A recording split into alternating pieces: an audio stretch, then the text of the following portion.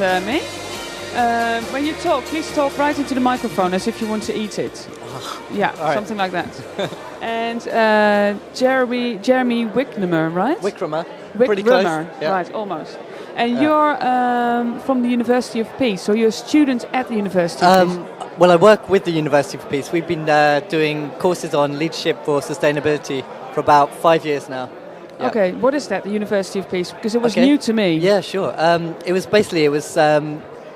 mandated by the UN, so United Nations, and they wanted to set up a university where they could train future leaders in the areas of things like conflict resolution, sustainability, eco-efficiency, these kind of things, which are about a peaceful and sustainable world. Okay, and you work with them, you say? Yes. What do you do with them? They have the campus in Costa Rica. I'm based in London, so I basically organise their events and courses that they do in London. Okay. Like what? What did you do? What was the last course you did? Okay, so the courses we do on a regular basis are about leadership and sustainability and corporate responsibility. So our next one is coming up in October this year. Yeah. Okay, and now you're here today because you're part of the jury, right? I don't think I'm part of the jury. If I am, it's a surprise. But I'm a part of a panel later in the afternoon. Yeah. And I've also been mentoring one of the groups that's been involved. So they've been feeding back their ideas to me, and I've been saying, giving suggestions and things like that. Okay, so for the viewers who've just tuned in, you're coaching one of the groups. Yes. Yeah. And you can find them just below, underneath the viewer. It says vote here. If you don't know what the groups are about, scroll down to the left bottom of the site. You'll find all the links and the visions from group A to E.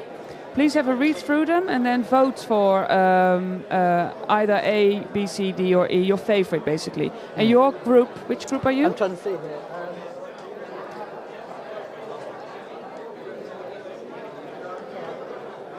Looks like it's group B. I mean, basically their aim is to change our consumer behaviour. So rather than buying products and then upgrading every 6 months like an iPhone, be like me, keep your mobile phone for 4 years, and make things, reuse things, recycle things. So it's about changing consumer perceptions and consumer behaviour. Yeah. And you also have a particular view about the role of the media, right? Yes, which is my passion. I set up an organisation called Ideal Media, as in idealistic media, about 10 years ago. And the idea was to create the stories, the positive stories about where we go next. It's how we live our lives, is by stories, It's what you tell your friends, it's what you tell yourself, what's going on in your life. So what is our sustainability story as we move out of a story of consumption and materialistic ideals, yeah. And what is that then? It's many different things. And also, I don't have the answer. The answer is, there's lots of great people here talking that have the idea. But basically, the media play a role in that. The media play a massive role because of that's, especially nowadays, that's young people, they're surrounded by the media. And it influences your thoughts, your ideas, and your desires and passions, what you want to do in life. And if you just have one story, which is the buy story, or the drama story, that's how you think your life is going to be. Yeah. So the media are wrong nowadays? Not necessarily wrong, but perhaps a bit out of balance, I'd say. So they need to reflect different stories, and the stories that they're talking about here are hard to portray in the mainstream media. How do you talk about destiny of mankind in a front page of a newspaper? You don't. Yeah. How do you talk about peace? You don't. No. But you can do. So media has to learn how to cover these kind of stories. You're covering this. This is media covering a story like this in one kind of format. Yeah. And how do you do it then? You say you have a company called Ideal Media. What does Ideal Media do? The form can take very different forms. So the form can be a poster, could be a video, could be a website. But I think the thing it has in common is the intention behind it. And so what I call, I have a term called transformational media, and this is basically media that creates positive change. And the space that comes from is integrity, clarity, a vision for a positive future. And if you have that solid foundation, then go off and create. And what you create, because it comes from that basis, will be positive. But as you can see, the people working in mainstream media, when you go into office, what is your goal or your vision? to sell a newspaper, to create a scandal, to sell. They're coming from a different space, so of course the external form will be different. It's based on competitiveness, maybe. It's based on competitive, of course. You have to beat the other newspaper, the other TV program. The change has to start within the media industry and how the media industry is. Yeah. But how do ideal media attract an audience? Well, we work mainly with organisations, and that is a challenge. How do you engage? And you have to create interesting stories, and you have to create stories that are relevant to people's lives, and they're engaging. I mean, like you would attract any audience. People want to have like something interesting, fun, and relevant to their lives. Yeah. Yeah, but then again, we get back to the fundamental physics, basically, of media. Yes. Bad and good news is no news. So people tend to lose interest when it's all good story. Yeah, and this is a challenge, and the media is way behind in this challenge compared to other industries in the sustainability challenge, because they don't really, on the big scale, they don't have to cover this story, and there will have to be a big change in the understanding of how do you cover these stories. And we have an event coming up this September, which is around transformational media, and we're inviting members of the mainstream press to come. For the first day, it's like a workshop about, okay, how do you bring those values into your workplace, which is not promoting those values, and how do you create these stories which are about positive change, and they're not about drama necessarily. How can you tell a story which is not about drama and events and action? But you can actually. Yeah. But it's a technique that you need to learn. Okay, tell me what the technique is. Okay, again, I don't have all the answers, but it's okay. If you work in a newspaper, you have to sell a story. You have to have a front page every day. Yeah. The media has to change its concept of how working, and then the change of how to tell a story comes. So if you're talking about long-term stories, don't expect to have a shocking front page story every day. It's a slow story, and you're building up towards, sustainability is somewhere we haven't been before. So you're using your imagination, you're using your creativity.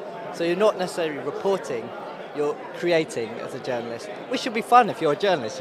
Yeah. I don't say don't go and photograph this person coming out at night club 10 o'clock in the morning. Go and think, what do we actually need, and use your imagination to create a story. And if I'm a journalist, I think, great, that's fun, Yeah. It's something different. So, where was the question again?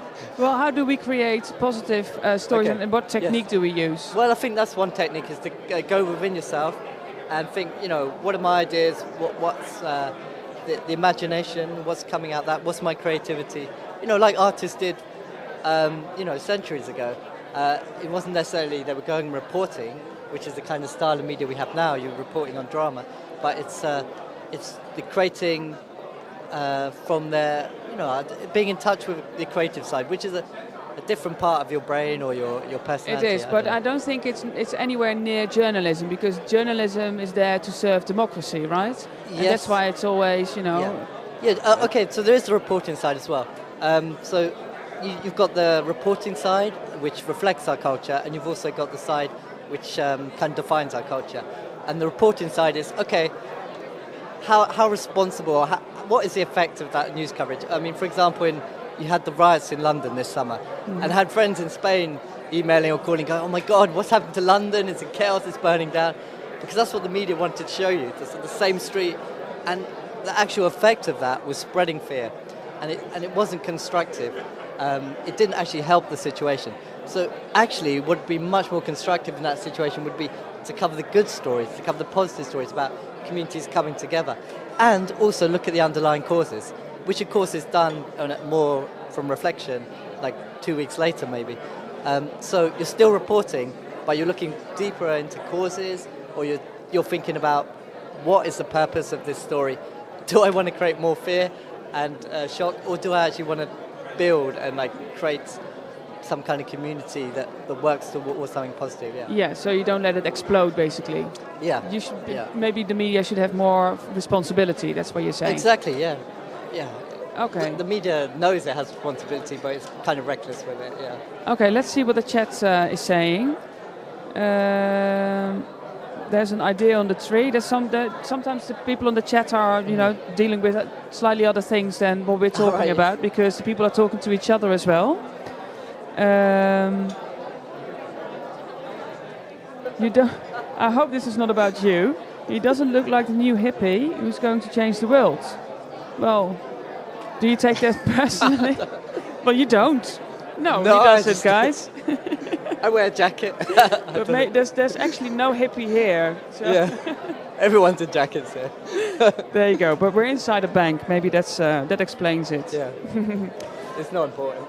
Okay, I'd say let's play some music. Oh, you still want to? Yeah. Meanwhile, I can look for your favorite song. Do you have any favorite song now? And we can't hear you if you don't talk in the mic. You know Leo Melchert's Dutch DJ? New Identity? No. Oh, okay. So I don't know what music do you have? Name Spotify. something. Spotify. Do you know Spotify? Yeah, okay. So I think it's lunchtime. We should have some like chilled out music. Whatever you want. Some Bob Marley, I think is good. Bob Marley? Yes. Okay, Yeah. I'm gonna check it The out. digestion. Give me a few seconds.